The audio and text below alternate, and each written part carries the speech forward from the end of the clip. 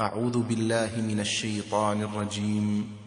بسم الله الرحمن الرحيم. يا أيها الذين آمنوا إذا نودي للصلاة من يوم الجمعة فاسعوا إلى ذكر الله وذروا البيع ذلكم خير لكم إن كنتم تعلمون. إن الحمد لله تعالى نحمده ونستعينه ونستغفره ونعوذ بالله تعالى من شرور أنفسنا ومن سيئات أعمالنا. من يهد الله فلا مضل له ومن يضلل فلا هادي له، وأشهد أن لا إله إلا الله وحده لا شريك له، وأشهد أن محمدًا عبده ورسوله صلى الله عليه وعلى آله وسلم تسليماً كثيراً.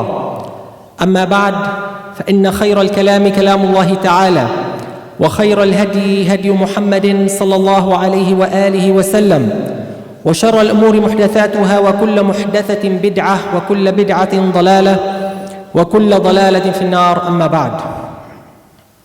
Allah subhanahu wa ta'ala tells us in the Quran, أحسب الناس أن يتركوا أن يقولوا آمنا وهم لا يفتنون. In the beginning of Surah Al-Ankabut, Allah subhanahu wa ta'ala asks the rhetorical question, do people think that they're going to be left alone to claim and state that they're believers without being tested?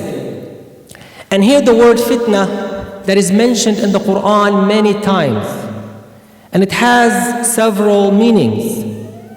In fact, in the Arabic language, the word fitna, used to exist before the Quran, and it usually referred to the goldsmith, the one who's in charge of purifying gold.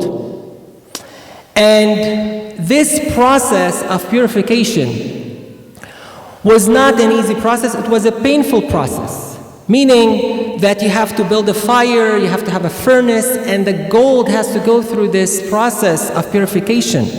And that is what it refers to, the word fitna, that it is something that is a process that a human being might have to go through. But at the end, you become a better person.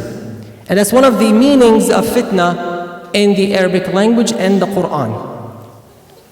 Nowadays, no doubt, the Muslims are going through many different types of fitan, of trials and tribulations. That is the other common meaning of fitna, meaning al-ibtila'at wal-mihan, the trials and the tribulations that we're going through today. And no doubt, what's happened in Paris recently, in Mali, and other places, what's been happening for the last decade or two has been tremendously hard on Muslims, on multiple fronts. The Prophet ﷺ told us about the fitan that will come at the end of time.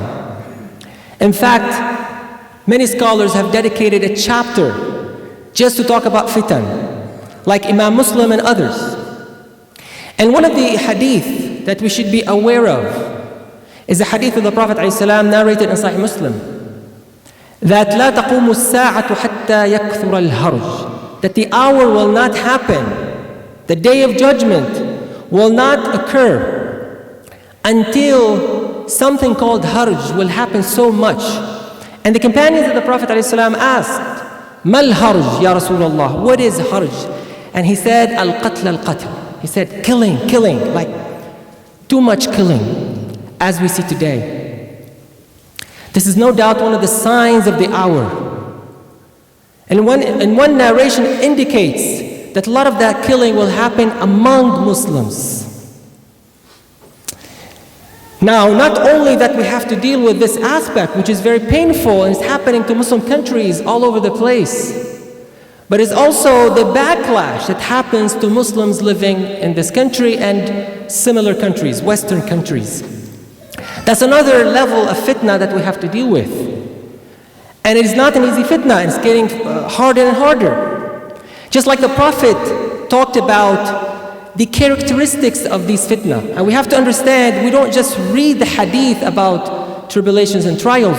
We have to look at the characteristics and the qualities that the Prophet mentioned about those fitnas, because this is how we can learn. So one aspect of those fitan is the fact that يُرَقِّقُ بَعْضُهَا بَعْضًا. Every fitna that comes will make you forget the fitna that was before. Meaning it will get harder and harder. And when you say, well, this is it, this is the worst, the next one that happens will make the one that preceded seem to be very mild. يُرَقِّقُ بَعْضُهَا بَعْضًا, he said. And now we see presidential candidates wanting to make Muslims register or have a special ID. Or some people wanting to shut down mosques or claim that people are conspiring inside these mosques. Now we all know this is not true. We all know this is totally false. But what's been happening recently is that those fringes have become mainstream. And even the people who don't say it, they're not objecting to it. Meaning it's become acceptable. Whatever these people are saying has become acceptable. Nobody cares. And this is not happening to any other minority or religious group or any other group except Muslims at this moment.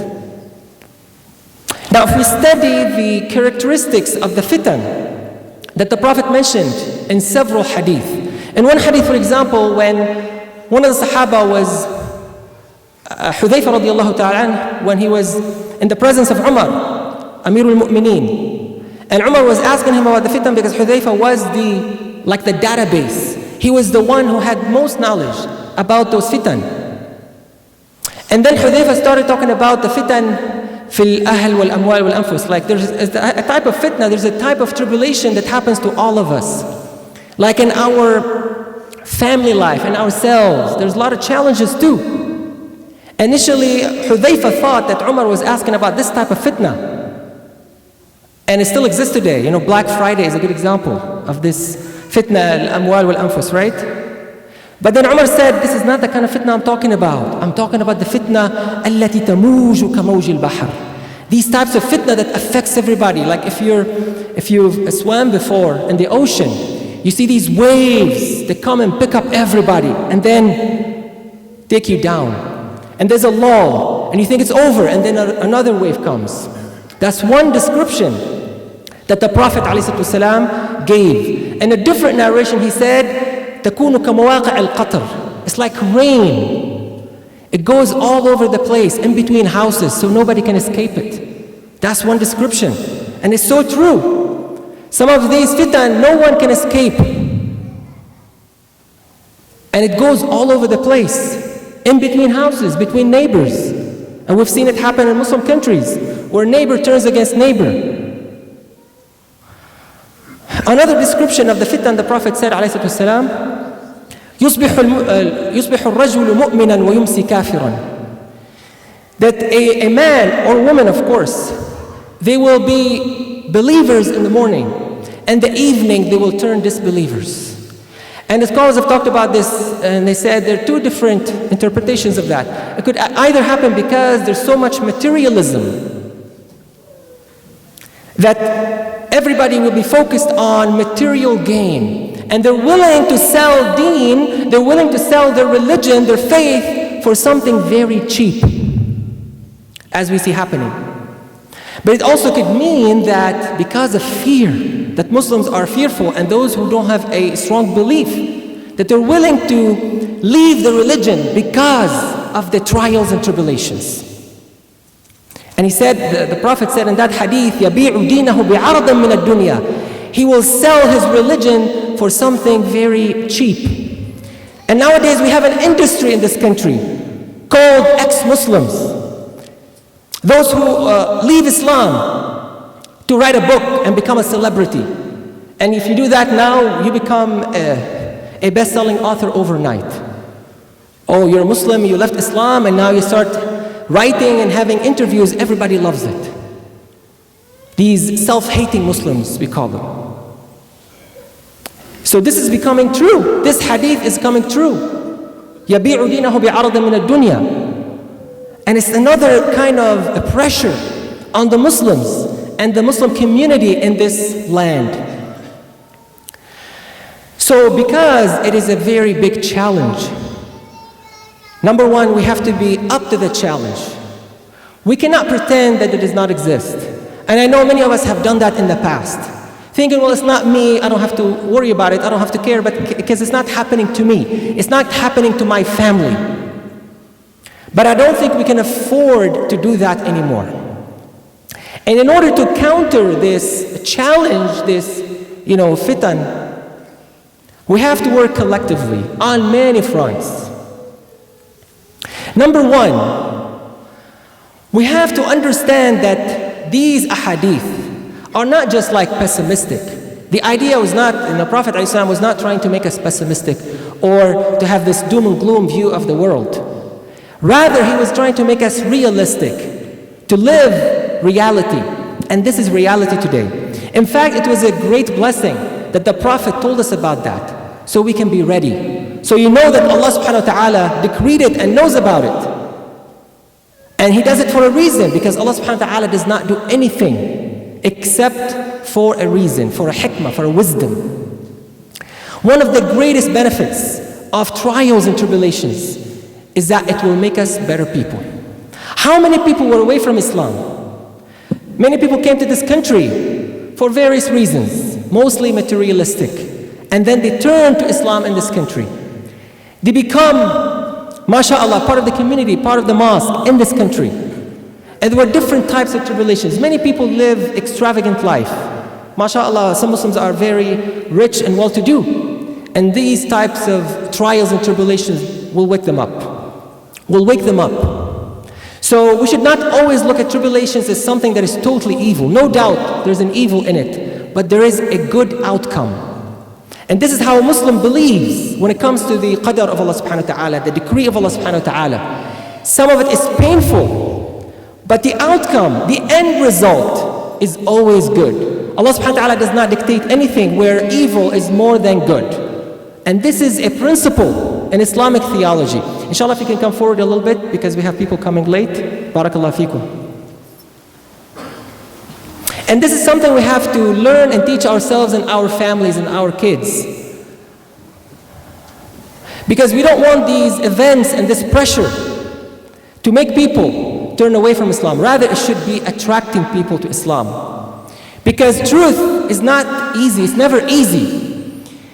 And the Prophet told us, alayhi salatu wasalam, the hadith, that حُفَّتِ الْجَنَّةُ بِالْمَكَارِهِ, that the paradise, heaven, Jannah, is surrounded by difficulties and hardships. Do you think that you're going to attain Jannah just by living an easy life and that's it? No, there's much more to it. There's much more struggle.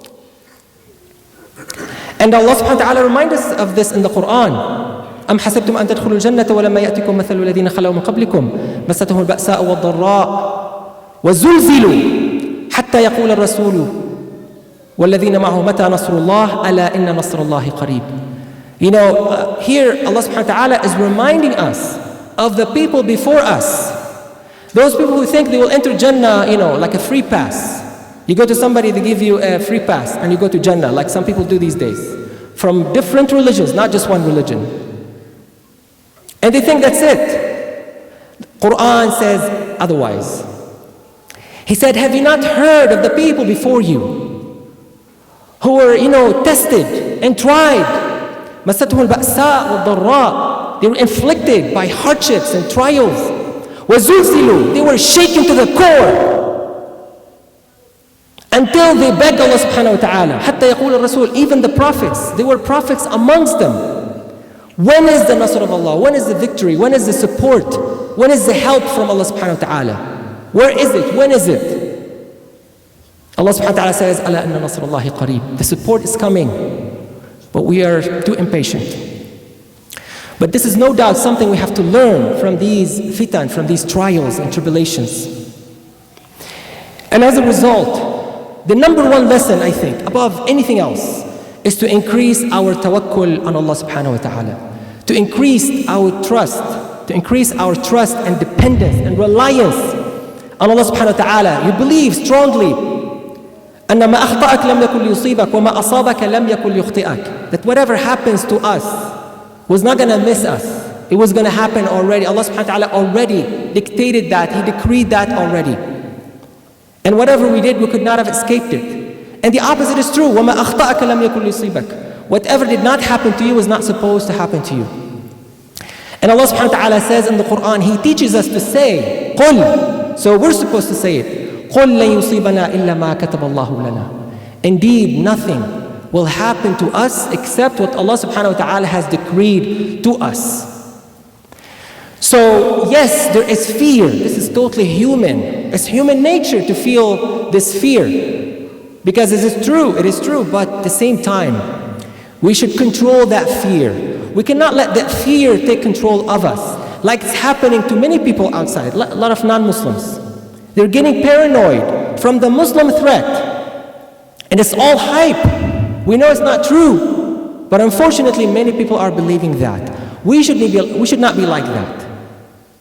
قُلْ لَن يُصِيبَنَا إِلَّا مَا كَتَبَ اللَّهُ لَنَا. We totally believe deeply that nothing will happen to us except what Allah subhanahu wa ta'ala has decreed for us. And this is the number one lesson. Number two, we should learn, teach ourselves and others and our families and children to make isti'adha from fitan, to seek refuge in Allah subhanahu wa ta'ala from tribulations and trials. Believe it or not, as much as we say that we have to be ready and prepared and we make tawakkul on Allah subhanahu wa ta'ala, we should not wish for fitan. Don't you ever think that you're too strong or you're strong enough to face a tribulation or a trial. And this is why the Prophet ﷺ used to teach us to seek refuge in Allah subhanahu wa ta'ala from fitan, from trials and tribulations. And you could say, Allahumma inni a'udhu bika min al-fitan. Simple as that. You don't have to have a fancy dua. ما ظهر منها وما بطن in one narration, that we seek refuge in Allah subhanahu wa ta'ala from all types of tribulations. The one we can see and the one we cannot see. The one we can recognize and the one we cannot recognize. Because there are some hidden trials and tribulations, especially the easy ones.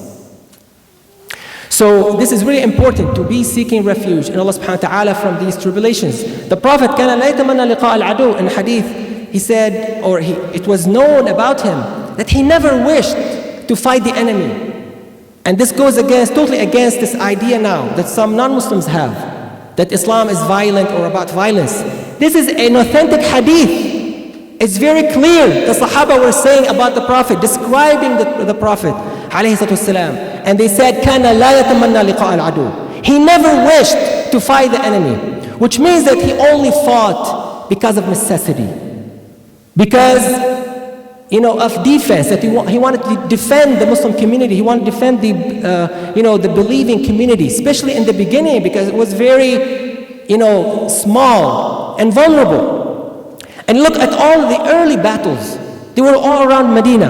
Badr, Uhud is if you've been to Medina, it's a mount in Medina itself. Al-Khandaq, the trench, was around Medina. It was all to defend the heart of Islam and to defend the Muslim community, the young believing community in Medina. كَانَ لَا يَتَمَنَّى لِقَاءَ الْعَدُوِ. He never wished to face the enemy or to attack the enemy or to, initiate the hostility. And when they made Sulh al-Hudaybiyah, the truce of Hudaybiyah, he said, مَا لِقُرَيْشْ أَكَلَتْهَا الْحَرْبِ. Like what's happening to these Quraysh people who want to fight me? The love of war has eaten their hearts. That's what he said.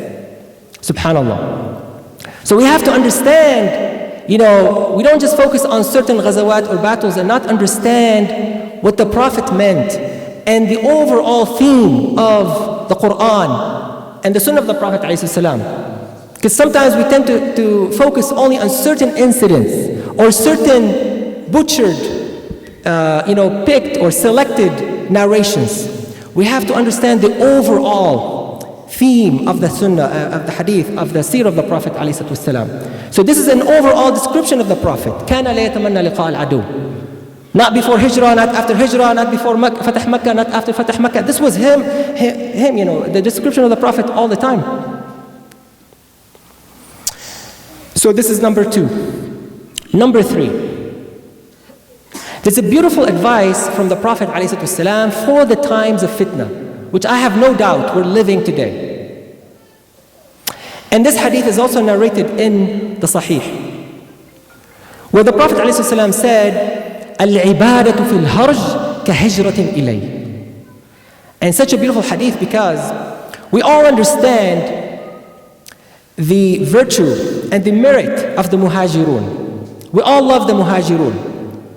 Those who migrated from Mecca to Medina for the sake of Allah subhanahu wa ta'ala and to be with the Prophet alayhi salatu wasalam. And we consider this hijrah, the most important incident in the time of the Prophet alayhi salatu wasalam. And it is the one incident that, changed history, at least Islamic history, to the point that we date according to hijrah, right? So no doubt these people had such a high reward from Allah subhanahu wa ta'ala. It was such a virtuous act. Now listen carefully. Here the Prophet ﷺ is saying, well, this opportunity is not over.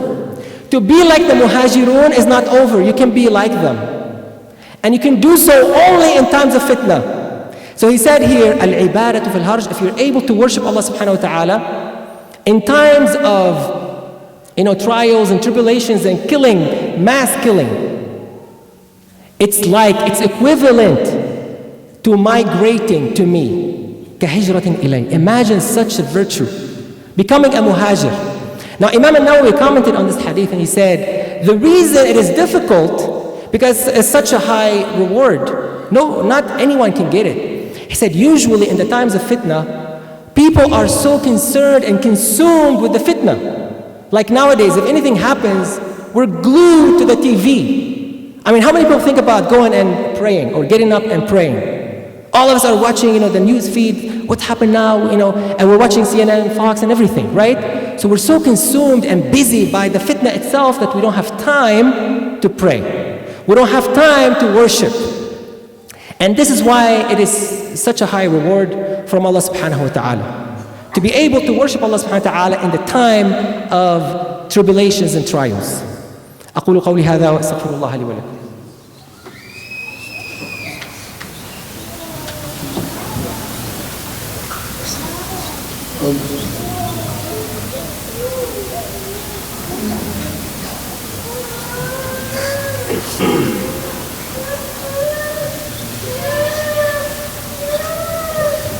Alhamdulillah wa salatu wassalamu ala rasulillah amma ba'd. So these are inshallah some steps. Inshallah, if you can come forward a little bit. Again, we have more people standing in the back. Jazakumullah khair. Do whatever you can.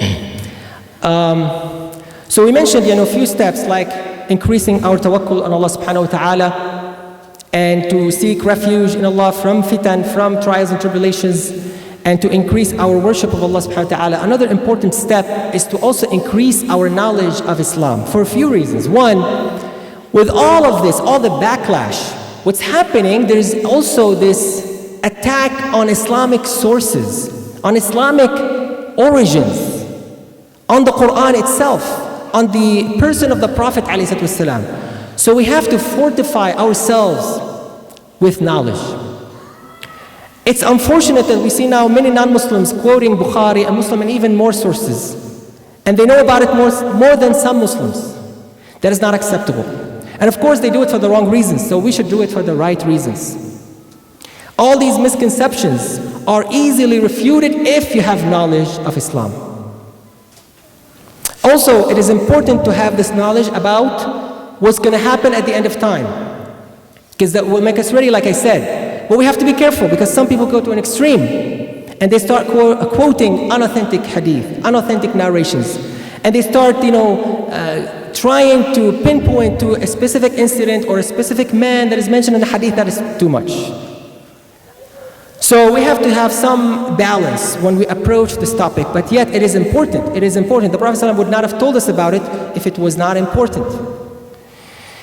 And of course, when it comes true, it is also going to increase our iman, because the Prophet ﷺ told us about it and it came true.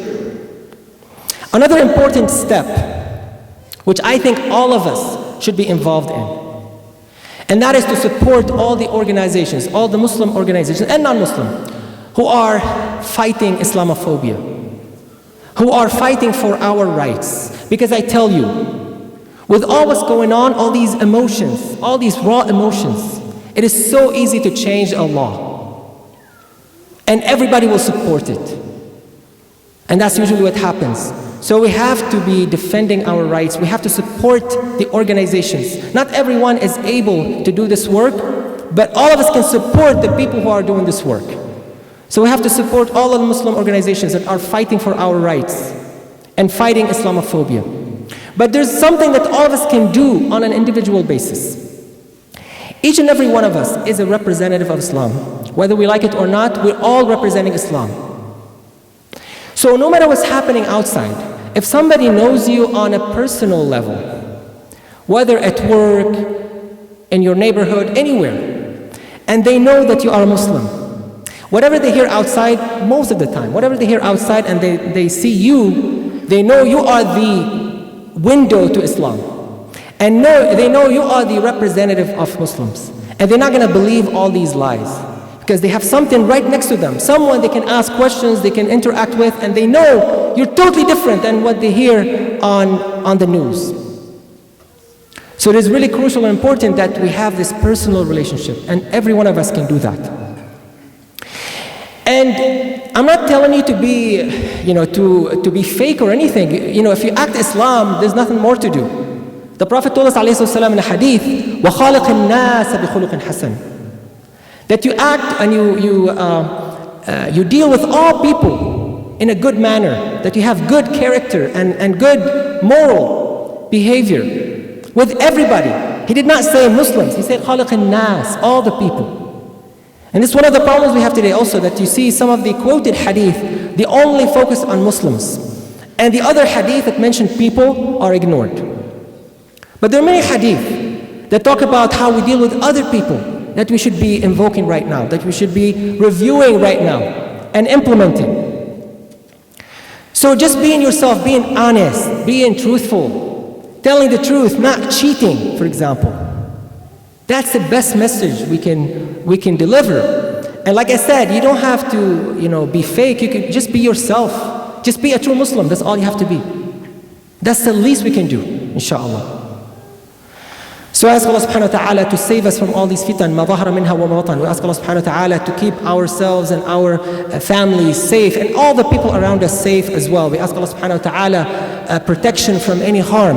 We ask Allah subhanahu wa ta'ala to make us good callers to Islam, to make us the best representation of Islam. اللهم ربنا لا تدع لنا في هذا اليوم العظيم ذنبا إلا غفرته ولا هما إلا فرجته ولا دينا إلا قضيته ولا عدوا إلا هزمته وقسمته ولا حاجة هي لك الرضا ولنا فيها صلاح إلا قضيتها لنا ويسرتها لنا يا أرحم الراحمين. اللهم صل ونصر دين محمد صلى الله عليه وآله وسلم وجعلنا منهم واخذ من خذل دين محمد صلى الله عليه وسلم ولا تجعلنا منهم. اللهم ربنا أرنا الحق حقا وارزقنا اتباعه وأرنا الباطل باطلا وارزقنا اجتنابه. اللهم ربنا علمنا ما ينفعنا وانفعنا بما علمتنا وزدنا يا ربنا علما. نعوذ بالله من حال أهل النار. إن الله يأمر بالعدل والإحسان وإيتاء ذي القربى وينهى عن الفحشاء والمنكر والبغي يعظكم لعلكم تذكرون. وأقم الصلاة.